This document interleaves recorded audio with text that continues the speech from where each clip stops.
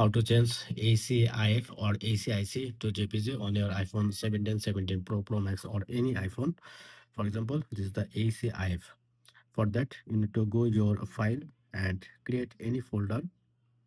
For example, I already created. Now, let's recreate a folder, new folder, and HEIC to JPG.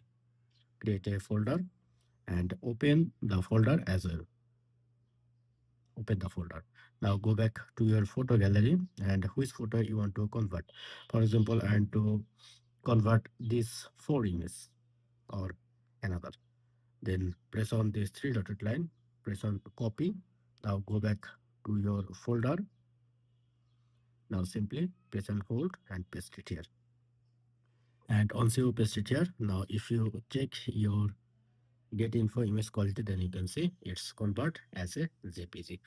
Now, if you want to save this image as a gallery, select image and save image. Then it will be save as JPG as well. You see? Sorry. So that's it. This is how you can easily convert it. Don't forget to thumbs up. Have a good day.